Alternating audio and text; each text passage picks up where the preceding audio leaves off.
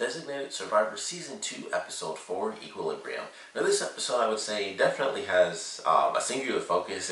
Typically there's always a side story, and this episode certainly had it. Technically had, 3 stories, including the one about the base, even though that was like a random character and it was just mostly irrelevant.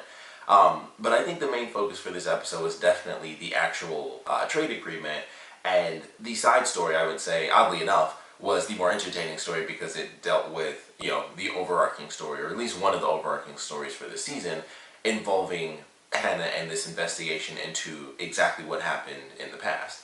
So the main story for this episode I thought was pretty interesting because, the way they're dealing with it was, it's this blockade over, fair trade agreements and, prices being too high, rules and litigations, the normal political stuff. And the way it starts to play out is that it's fairly normal at first. It's already just costing the economy a ton of money. It's been 6 days, I believe they say in the beginning of the episode.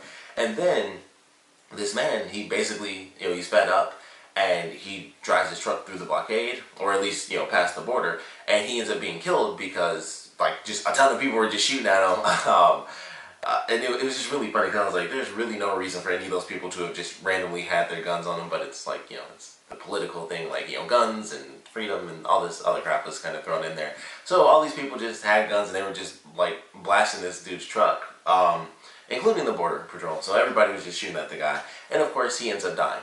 So it's already a disaster, on both sides of the fence because, the way they're dealing with it, Kirkman is like, well, it's hard to make this agreement between these two different groups, and then things really fell apart when this guy died. It's like, okay, let's, try to push some things in this way. It's like, a man died this time and things are just continuing to be a disaster. And it sort of starts to work out. They kind of do what they typically do, which is they have this bad event. They talk to both sides. It's like, all right, we're not getting anywhere. And then the guy dies. And it's like, okay, well, it makes sense. And Leora was the one who kind of brought it up. It was like, okay, well, this guy, it makes sense if he backs out because one of his own people died. If you back out, you look selfish. And I was like, okay, so it seems like it's kind of going somewhere. And then, as usual, there's always that person that's super mad at Kirkman, and so he goes to the news and says, like, this is how I'm feeling, and so, he pisses Kirkman off. And as things continue on, it's of course found out that it was a bullet from, an American gun that ended up killing the guy, so that, even that changed up the entire situation. And Aaron has a spot to play in this because he's Mexican-American. And I thought that was cool. They kind of touched on that. Not too much. Like, it wasn't really, like, the biggest part of it. But it certainly came up because of this situation and other people talking to him about it and him being like, not really focusing on the nationality side of it and him just basically just being like, I'm just trying to do my effing job. It was almost like he was trying to stay out of the more racial dynamic of it. It's just, or national dynamic of it. And it's just like, I'm trying to just do my effing job and get this crap done. I don't really care about which side is right and which side is wrong because of just how the whole situation is playing out. But that ultimately ends up leading to him actually dealing with his cousin, which I thought was a very cool scene because as soon as she showed up, I was like, oh, this is going to be weird because he's going to have to go through this weird, like, it's a very serious thing, and it's basically an argument because it's like, this is what we propose, and then he has to fight back and be like, that's dumb, this is what we propose. So him doing that with his cousin, I was like, oh, this is going to be super awkward for them. And she kind of, was going in head first, and she was kind of cool with it. But it was funny because the first thing that he said, she was like, why don't we put a pin in that? And I was like, oh, it's weird that this is the situation that they're going through. And it was like, she didn't want to, it was almost like she didn't want to argue with her cousin. I was like, this is so weird that they had to do it this way. And then he kind of, Aaron kind of cuts it short and is like, I really think I should be dealing with the senator, basically in person. And ultimately that's how it ends up playing out. But he goes to the senator and says, like, you pitting my cousin against me to try to get some leeway there. And it turns out that she had no idea that they were actually related. And, he ends up talking with his cousin, and she says there was just a job opening, and I happened to apply. And he talks about, having cynicism and stuff like that. She's like, I just did it. I just applied, and it was my idea to actually confront you. So it was an interesting little moment. Of course, he visits his family at the end. It has that sort of simple resolution where it was never really a conflict for him. It was just, he hadn't seen his family in a while. He definitely made his cousin upset, so he went to the the family gathering at the end. I was like, okay, they definitely touched on that. The side characters, everyone who kind of works under Kirkman doesn't really get a lot of time outside of Hannah, because she's doing like basically the other half of the series stories. So no one else really gets any sort of play as far as like, this is what this character's backstory is, and emotional stuff like that. They sort of did it a little bit, I guess, with Seth. I would say the most outside of Hannah.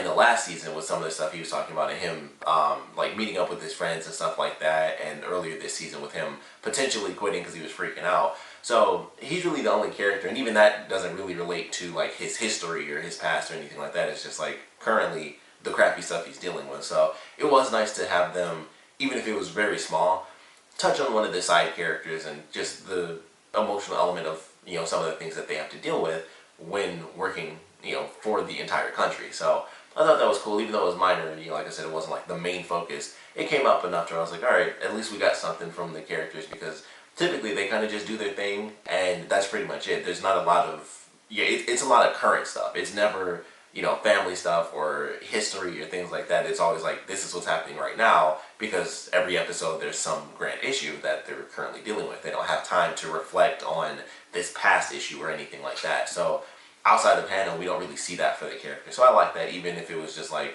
it was almost kind of a throwaway thing, because it was brought up like so infrequently throughout the episode, but I still enjoyed it. I was like, okay, it's a nice little bit of content there for some minor development, at least for one of the side characters. So I like that.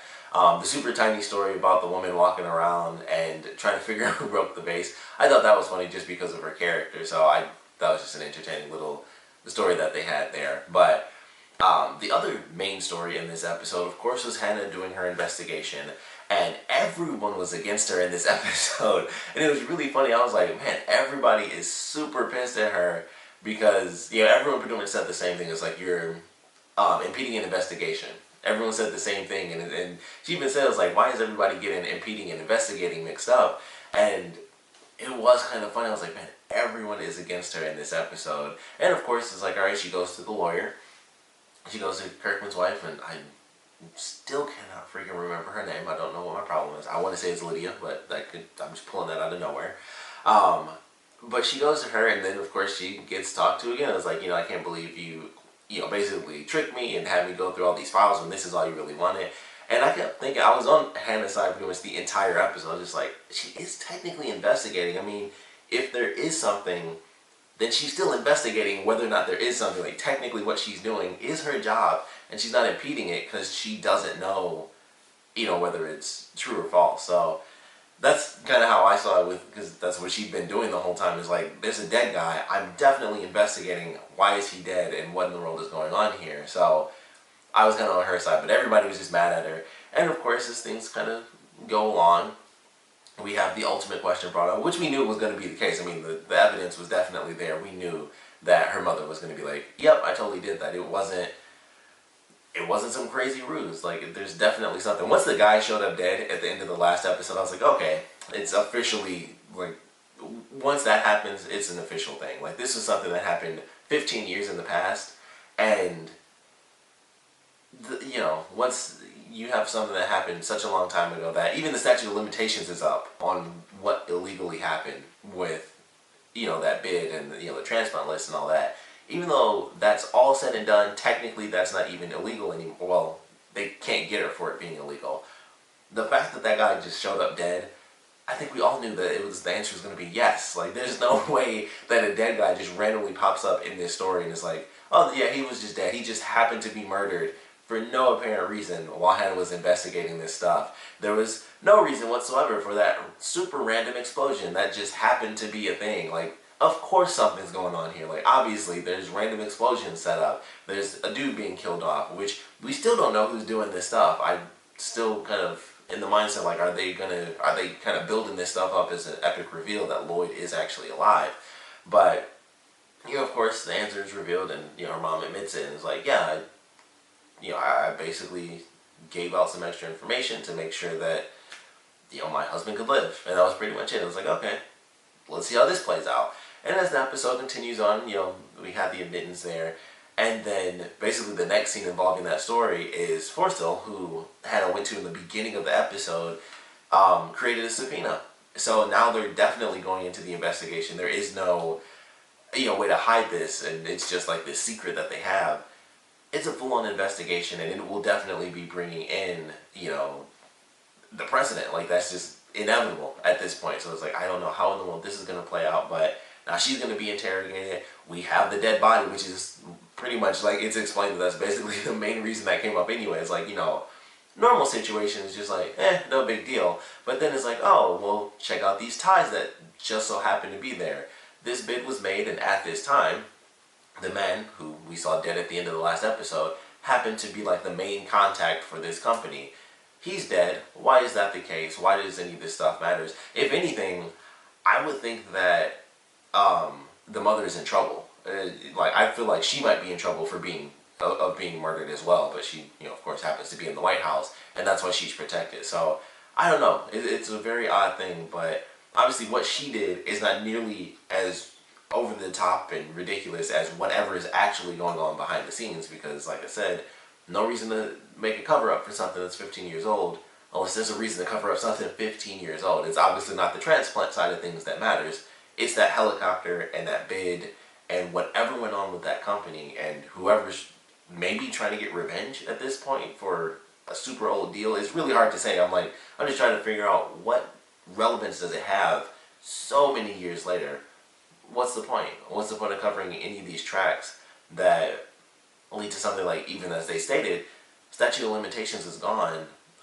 Maybe it's different from the side of the person who gave the information versus the person who took it and truly utilized the information. That could be different, but it's just very interesting. It's like something, obviously, there's some extra steps here that we don't have the information on yet. So I think it's about to get a little bit chaotic. So I'm definitely looking forward to that. I think with the way everything's played out, with Lloyd still possibly being dead. Like I said, when it happened, I don't see a body.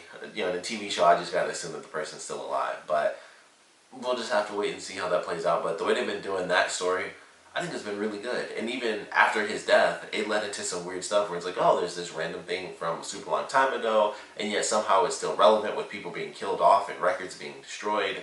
So, the way they're doing this side story, or I guess really it's the main story, now that I think about it, it's the season story, so that's really technically the main story.